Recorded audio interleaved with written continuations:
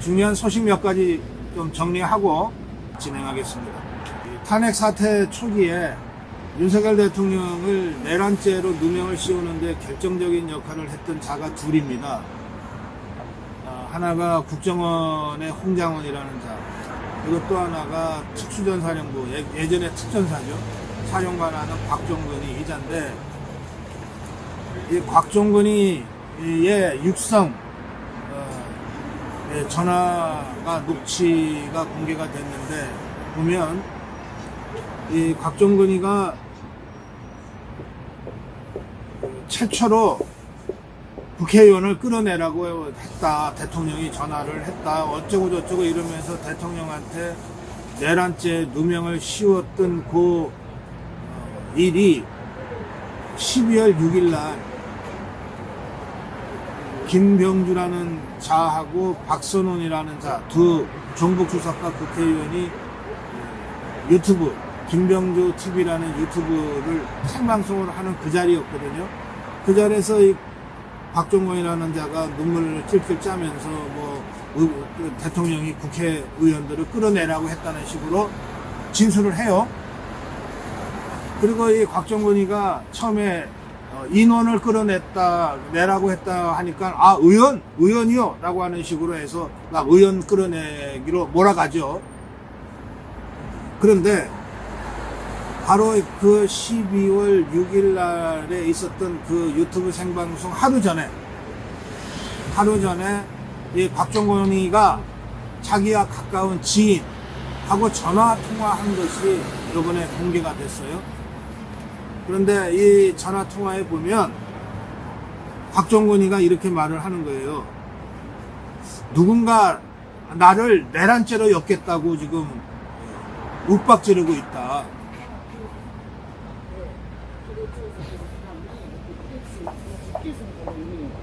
그러면서 내란죄로 엮이지 않으려면 양심선언해라 라고 지금 윽박지르고 있다 라고 자기 지인한테 곽종건이가 얘기하는 전화통화 녹취가 공개가 된 겁니다. 이 전화통화는 곽종건이하고 그 지인 간의 전화통화는 12월 5일 저녁 7시 반쯤이에요. 그리고 이 곽종건이가 김병주, 박선원이 한테 끌려 나와서 눈물 찔찔 짜면서 대통령이 국회의원을 끌어내라고 했다는 식으로 진술을 하게 되는 건 그 다음 날이거든요. 그러니까 그 전날 저녁에 이 곽종건이가 막 여기저기 이런 식의 압박을 받으면서 막 괴롭고 어떻게 해야 될지 모르겠고 하는 심정을 그 자기 지인한테 전화통화로 얘기를 한 겁니다. 곽종근의 말이에요. 참 내가 할 말은 무지하게 많은데 누구는 나한테 양심선언 하라는데 야 내가 어떻게 하냐, 내가 살려면 나보고 양심선언 하라는데 이게 말이 양심선언이지 윤석열 대통령 내란죄로 누명 씌우는 거짓 진술을 하라는 얘기를 자기가 강요받고 있다는 그런 맥락의 얘기라고 저는 생각합니다. 그러자 이 지인이 참 현명한 분 같아요. 야, 명령해 줄 건 명령해 사는 게 군인인데 무슨 양심선언이야? 라고 곽종건이한테 그 지인이 얘기를 합니다. 그러자 곽종건이가 사정 다 알면서 나를 내란죄로 엮겠다고 그러니 라고 아주 곤혹스러워하고 이제 겁에 질려 있는 거예요. 곽종건의 말은 이래요. 어찌됐든 애들이 다 사정은 아는데 그래도 내란죄로 엮겠단다. 자기가 죄 없는 것 또는 윤석열 대통령이 내란을 안 했다는 걸 저것들도 다 뻔히 알면서 그래도 내란죄로 엮겠단다. 그러니까 이런 식으로 곽종건이하고 그 지인 간의 통화가 12월 5일 날 저녁 7시 반에 있고, 그 다음날 이 곽종건이가 어디 도살장에 끌려간 이 돼지처럼 눈물 찔찔 짜면서 김병주, 박선원이가 원하는 대로, 요구하는 대로 대통령이 국회의원 끌어내라고 했어요 라고 하는 진술을 하게 되는 겁니다. 그때부터 봐라, 대통령이 국회의원 끌어내라고 하지 않았냐, 내란이다, 이렇게 저것들이 내란죄 뉘명을 덮어 씌워서 대통령 탄핵으로 몰아가는 겁니다. 네, 이것이 녹취록이 공개가 됐으니까 이제 홍장원이의 메모가 가짜라고 하는 것은 뭐 워낙 명백해서 더 이상 설명할 필요도 없고, 이제 곽정건이의 이 진술도 결정적으로 협박받고 압박받고 회유당한 그런 진술이었다고 하는 정황이 이제 전후 맥락 속에서 확실하게 확인됐다, 이렇게 말씀드릴 수 있습니다. 이거 굉장히 중요한 전화 녹취록이 공개됐다고 평가합니다. 선관위, 이게 양파네요.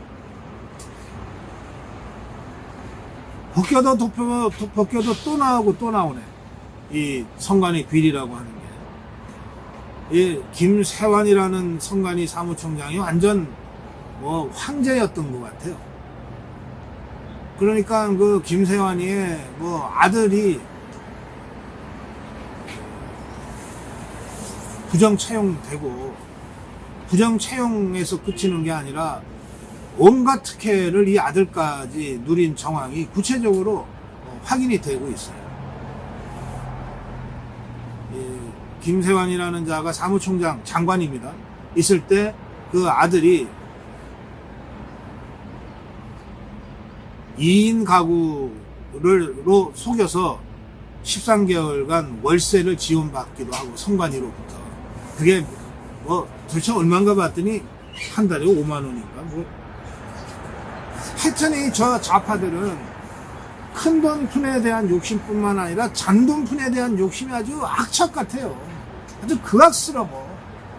그 조국이 저거 보세요. 강남에 50억 이상 부동산 갖고 있으면서 그거 지하고 이 안에 그 각각 교수로 있으면서 그 수당 하는 거 하나까지 단돈 마지막 우순위 몇 원까지 다 챙겨서 하잖아요.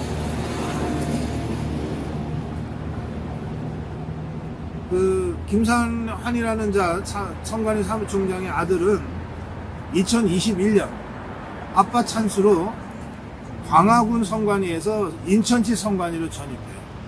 광화군은 기초 선관위고 인천시는 광역 선관위니까 완전히 급이 다르죠. 지방부처에서 중앙부처로 영전한 거랑 같은 거 아닙니까? 이걸 전입을 해요. 이 본인이 희망해서 전입했기 때문에 관사 입주 대상이 아니야. 그런데 인천 선관위는 월세를 지원해주는 임차 관사를 구해줬어요. 중앙선관위 지원 대상이 아닌데 이 사람이 지원 대상으로 심사 통과할 수 있도록 최하위 6등급에서 2등급으로 바꿔줬어요. 이것도 모자라서 벼룩이 간을 빼먹지, 이것들이. 월세 지원금 5만 원을 더 받을 수 있도록 이 사람, 이 김세환의 아들 말고도 관사 담당자까지 2명 거주한다고 허위 기재했어요. 그래서 감사원은 이걸 적발을 해냈습니다. 이 김세환의 아들이 13개월 동안 월세와 보증금 900만 원을 부당하게 지급받았다. 아니, 선관위 사무총장 장관입니다. 장관이 지 아들을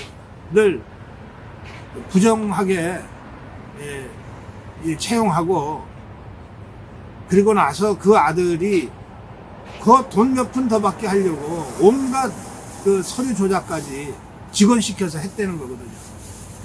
그러니 벼룩이 간을 빼먹는 도적들이지, 이게. 그것도 좀 도적들이지.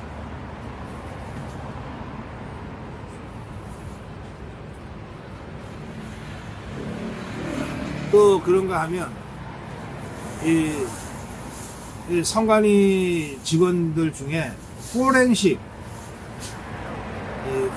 교육을 받았냐 안 받았냐가 꽤 나중에 진급할 때 차이가 많이 나나 봐요. 그래서 이 김세환의 아들이 대검에서 진행하는 디지털 포렌식의 교육 대상자로 선발될 수 있도록 문서를 또 조작을 해줘요. 성관이가. 근데 이자가 뭐 좀 무능한가 봐요. 이 아들이 제출한 교육 신청서를 대검에서 그걸 통과시켜서 받아주도록 하기 위해서 성관이 직원들이 수차례 수정했다는 거거든요. 어떻게든 통과시키려고. 그냥 전화하지 그랬어. 김세환이가 그 검찰총장한테 이거 좀 내 아들인데 좀 받아줘 했으면 간단할 걸. 이걸 이 성관이 직원들이 이렇게 고생하게 만들고.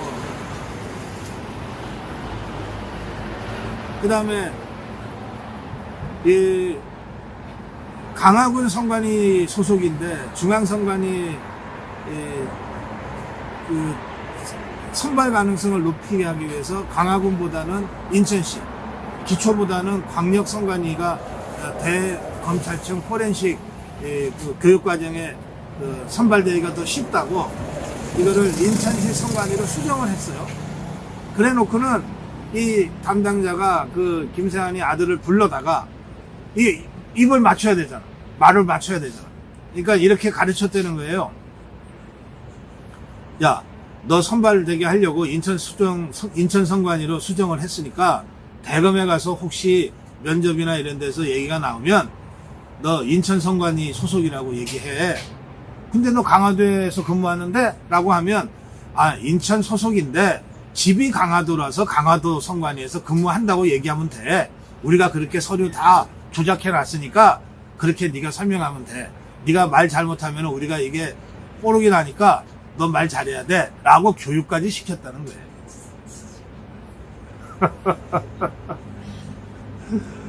그러니까 왜 이렇게 고생을 시키냐고. 그냥 김세환이 이자가 당시 대검 총장이 누군지 몰라도 전화 한 통화해서 간단하게 해결하지.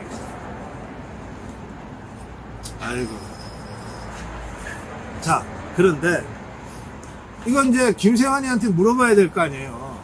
김세환이가 뭐라고 지금 설명하고 있냐. 평소 아들의 상황을 내가 잘 몰랐습니다.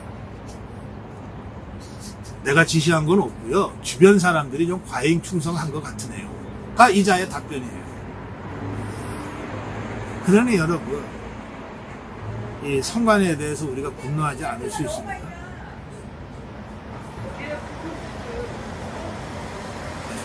자, 성관이 얘기는 이쯤 하겠습니다.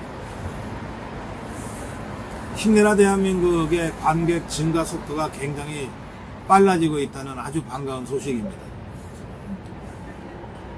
영화진흥위원회의 입장권 통합 전산망에 따르면, 이거는 전산망이니까 어떻게 잘 팔리는 영화다라고 허위로 이걸 할 수가 없죠. 그냥 실데이터니까.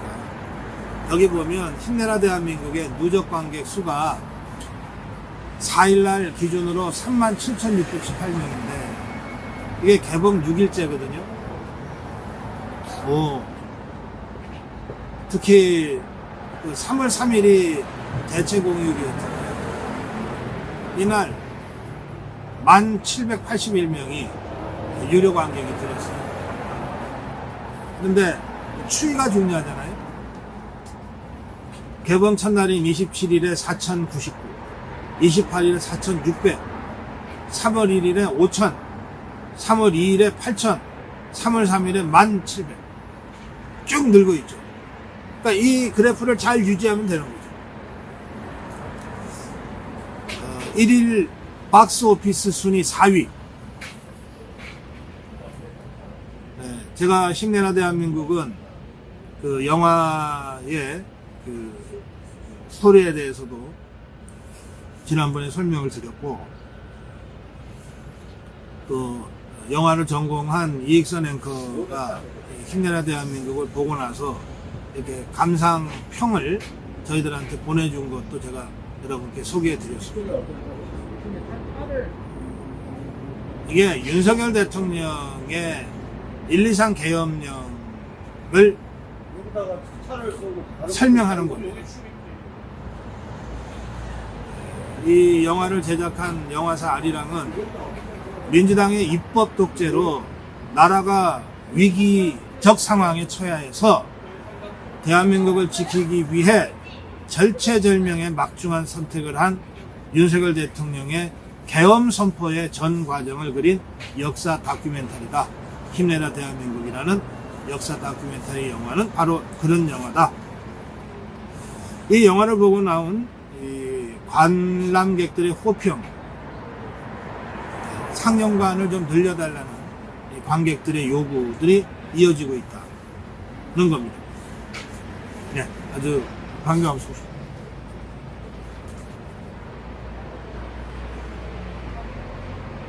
아시아투데이는 지금 현재가 문영배가 이제 평의를 주도하고 있는데 변론은 다 끝났고 선고를 앞두고 헌법재판관 8명 간의 의견을 조율하는 게 평의입니다. 이걸 진행하고 있는데 8명 중에 6명이 인용해야 이제 대통령이 파면되는 건데 지금 6명이 안 됐어요. 그러니까 아시아투데이는 이렇게 기사를 썼습니다. 문영배가 탄핵 인용 6명 재판관을 확보할 때까지 평의를 계속하면서 대통령 탄핵 심판 선고를 늦출 수 있다. 어떻게든 6명을 만들어서 파면시키려고 시간을 질질 끌 수도 있다. 이런 기사입니다. 원래는 이번 주, 다음 주 정도에는 선고가 예정돼 있었는데 이것들이 6명을 못 맞추면 대통령 각하 기각으로 해서 복귀하는 결정을 내려야 되잖아요. 문영배 이자가 나는 죽어도 그거는 못하겠다. 어떻게든 1명, 2명 더 끌어들여서 6명 만들어서 대통령 파면할 때까지 계속해서 평의하겠다라고 이자가 고집 부리고 있다. 고집을 부릴 것이다. 이렇게 지금 보도하고 있습니다. 그러면서 어제 나온 얘기 중에 하나가 헌법재판관들이 콘클라베 방식으로 대통령 탄핵 파면을 8대 0으로 만들려고 하고 있다. 이런 얘기입니다. 콘클라베라고 하는 말이 나왔는데요. 콘클라베는 뭐냐면 지금 이 프란체스코 교황이 지금 굉장히 위중한 상태라 그러는데 이제 언제 선종할지 모르는 상황인데 만약에 프란체스코 교황이 선종을 하면 돌아가시면 그러면 이제 후임 교황을 뽑잖아요. 후임 교황을 미리 뽑아둘 수는 없거든요. 이제 후임 교황을 뽑는데 그때 이제 그 선출권을 가진 전 세계의 추기경들이 모여서 그냥 만장일치로 쉽게 합의가 되면 되는데 서로 의견이 다를 때는 콘클라베 방식으로 갑니다. 뭐냐, 바티칸의 어떤 탑처럼 생긴 공간에 결정권을 가진 사람들을 다 몰아넣고 밖에서 문을 잠가버려요. 물론 끼니 때마다 밥은 주죠. 만장일치로 결론 날릴 때만 풀어준다. 결론 못 내리면 너네 거기서 죽어라 이거. 그렇게 해서 이 사람들이 결정권을 가진 추기경들이 이틀을 갈 수도 있고 일주일을 할 수도 있고 그래가지고서 마침내 누군가로 그러니까 먼저 지쳐 쓰러지면 지는 거야. 그렇게 하면 자기들이 안에서 뭔가 뭘 연기를 피운대요. 예, 그 연기를 보고 이제 문을 따주면 거기서 이제 오늘 이제 다음 교황은 누구다. 이게 콘클라베 방식이거든요. 지금 헌재가 8대 0으로 대통령을 파면하기 위해서 콘클라베 방식으로 압박하면서 평의를 계속 한다는 건데 아니 이게 하나님을 대신한 교황을 선출하는 종교적인 절차에서나 가능한 이거를 헌법을 수호하고 대통령의 행위가 헌법에 맞는지 안 맞는지를 판별해내는 헌재 재판에서 이 방식이 채택된다? 이거 미친 거 아니에요?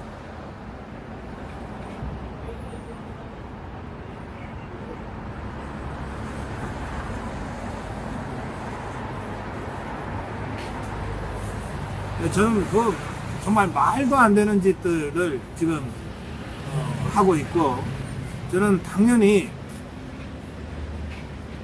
그 종북 좌파 재판관 4명을 제외한 나머지 4명의 재판관들은 그런 방식으로 압박하고 몰아붙이는 문영배와 좌파들의 행태에 분노하고 있을 거라고 생각합니다. 이건 법과 양심에 따라 독립적으로 심판한다는 판사 초임 때부터의 그 정신을 완전히 부정하는 겁니다. 이게 최소한의 양식을 가진 법관이라면 이런 식의 압박에 분노하지 않을 수 없는 거예요. 지금 뭔데 나한테 내 판단을 강요하냐고. 그 정도 배알도 없으면 판사는 무슨, 한 로스쿨 교수가 이런저런 분위기를 보면서 이렇게 얘기합니다. 재판관 개별 의견을 묵살하는 것은 역사의 죄를 짓는 일입니다. 역사의 죄를 짓는 일. 나중에 그 전모가 드러나면 살아남을 수 있겠느냐. 어제 오후에 저희들 생방송 중에 제가 오랜만에 만나 뵙는 아주 반가운 분이 한 분 오셨어요. 황교안 대표 부인 최지영님. 제가 사석에서야 아이고 재수시 하지만 와서 전해주셨는데, 어제 황교안 대표와 부정선거 부패방지대 부방대가 헌재 앞에서 기자회견을 열고 탄핵 기각을 촉구하는 탄원서를 헌재에 제출을 했습니다. 전화 서명 방식으로 105만 4,239명의 서명을 받았어요. 2번씩 한 분들을 포함하면 170만 명 이상인데, 2번씩 한 분들은 이제 다 걸러내고 한 명에 한 번씩만 계산해서 105만 4,239명 이분들의 이름을 올렸어요. 황교안 총리는 이렇게 얘기했습니다. 만약 헌재가 탄핵 소추를 인용한다면 걷잡을 수 없는 번져가는 폭동이 일어날 것이다. 누구도 통제할 수 없을 것이다. 이렇게 경고하면서 헌재가 대통령 탄핵 사건 각하 또는 기각하라 라고 강력하게 요구했습니다. 그러면서 그 탄원서를 10,000장씩 박스에 담았어요. 그러니까 박스가 10,000장이 담긴 박스가 106개가 나온 거예요. 106개 박스에 나눠서 헌재 민원실에 제출했습니다. 그런가 하면 윤석열 대통령 국민변호인단도 어제 그저께부터 릴레이 기자회견을 헌재 앞에서 열면서 철야 시위를 이어가고 있습니다. 그 상황은 제가 고승호TV 방송 전에 먼저 둘러본 그 정황을 말씀드렸고, 또 방송 끝난 다음에 9시경부터 릴레이 기자회견들이 있거든요. 그 상황은 제가 현장에서 직접 생방송으로 여러분께 전해드릴 수 있으면 전해드리도록 하겠습니다.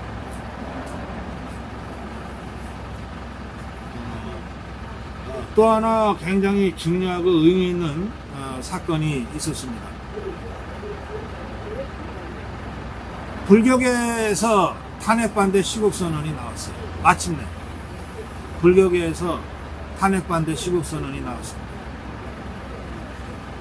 불교계에 대한불교 호국종, 호국 불교 승가요.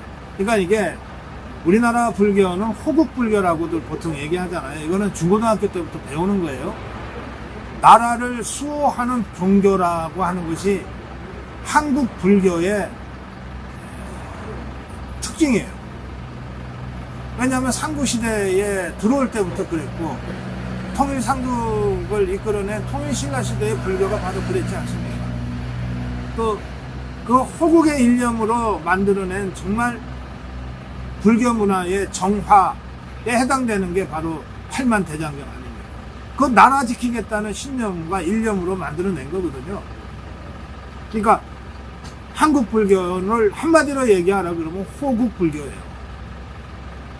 그래서 대한불교 호국종, 호국불교 승가회, 대한민국 지키기 불교도 총연합, 대한불교 호국승병장, 호국불교 승병단, 이 5개 불교단체가 어제 국회에서 기자회견을 가졌습니다. 불교도 시국성명서를 발표했습니다. 이 성명서에서 이들은 이렇게 선언했습니다. 지금 대한민국은 단순한 정치적 대립을 넘어 체제전쟁, 이념전쟁의 한복판에 서 있다.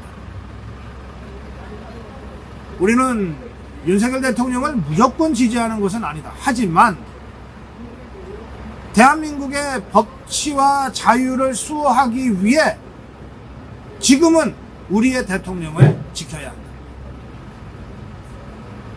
윤석열 대통령을 지키는 것은 이미 좌우의 문제가 아니고 대한민국을 지키느냐 포기하느냐의 문제입니다.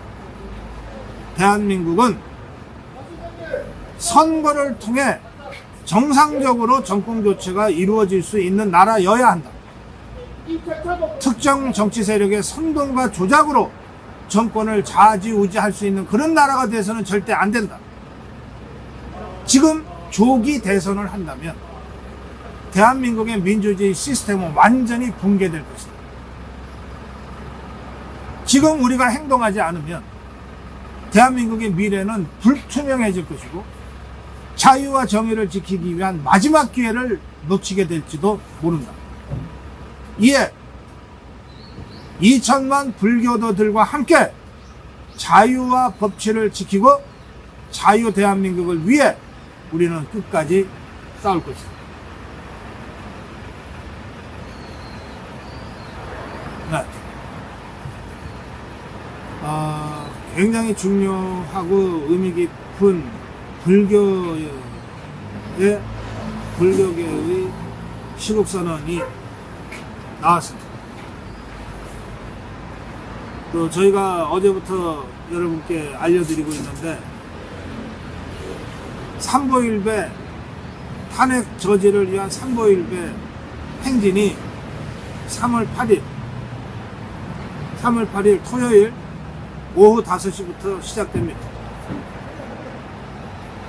삼보일배는 부처님에 귀의하고 부처님의 말씀에 귀의하고 부처님의 제자 스님들에게 귀의한다는 그 간절한 염원을 1보, 2보, 3보에 담아서 세 걸음 걷고 한 번 절하는 일종의 수행 방법인데요. 이 삼보일배를 통해서 우리 불자 자유파 국민들의 간절한 염원을 국민들께 보내고 싶어서 이 삼보일배 행진을 계획하게 됐다는 겁니다. 그래서 광화문 집회가 끝날 무렵인 3월 8일 토요일 오후 5시부터 청교광장에서 헌재 앞까지 삼보일배 행진을 할 것인데 지금 그 삼보일배 행진을 함께 하실 분들을 저희들이 신청을 받고 있습니다. 고성범 본부장 3010폰으로 전화해 주시면 좋겠습니다. 현재까지는 한 10여 명 내외의 우리 자유파 시민들이 삼보일배에 참여하겠다고 연락해 오신 것 같습니다. 그 삼보일배 행진의 맨 앞에 성호 스님이 인도해 주실 거고, 그리고 우리 아미고 동지들 중에 아주 독실한 불자이신 동자승님, 최대원화님, 박성렬님을 비롯한 우리 아미고 동지들이 함께 삼보일배 행진을 할 겁니다. 삼보일배는 어렵지만 행진은 하고 싶다 하시면 적극 환영할 테니 오십시오. 삼보일배를 하면 평소의 걸음보다 2분의 1, 3분의 1 속도로 갈 수밖에 없는데 그 정도 속도로 천천히 함께 옆에서 행진하는 것만으로도 여러분들 우리 자유파 시민들의 탄핵 저지 의지를 드러내는데 부족함이 없으니 삼보일배를 안 하셔도 좋으니 함께 이 행진에 해주시면 좋겠습니다. 우성범 본부장한테 연락 주십시오.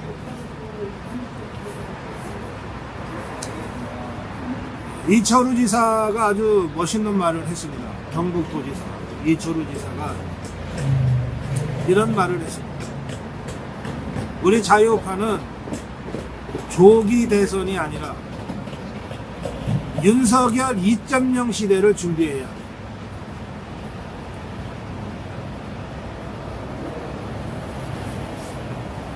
조기 대선은 탄핵 인용을 전제하는 건데 좌파들의 그 프레임에 알려들면 대통령을 지켜낼 수가 없어요. 지금 우리가 관심을 갖는 것은 대통령 파면된 이후의 조기 대선이 아니라 대통령 복귀한 이후에 윤석열 2.0 시대를 준비하는 것입니다. 윤석열 대통령이 복귀하면 대통령이 최후 진술에서 얘기한 바대로 87년 체제를 넘어설 수 있는 헌법 개정과 정치 개혁을 통해 국정 시스템 전체를 바꾸는데 국민적 합의를 이끌어내야 합니다. 그래서 이런 거 하려고 그러면 상당한 시간과 준비가 필요하니 예정대로 2027년에 3월에 대선을 치르고 오히려 대통령 임기를 줄일 게 아니라 그때 총선과 맞춰서 국회의원 임기를 1년 줄이는 방안까지 검토해야 한다. 윤석열 2.0 시대가 중요하다. 이 윤석열 2.0 시대에는 개헌과 정치개혁, 안보태세 재건, 연성 사상전으로 인한 내부 갈등 치유 및 국민통합, 국제정세 대응을 위한 외교 전략, 한국사회 대전환 방안 등이 필요하다. 네, 이렇게 이철우 지사가 조기 대선이 아니라 윤석열 2.0 시대에 대한 준비를 선언했습니다. 제가 오늘 전해드릴 주요 뉴스는 여기까지입니다.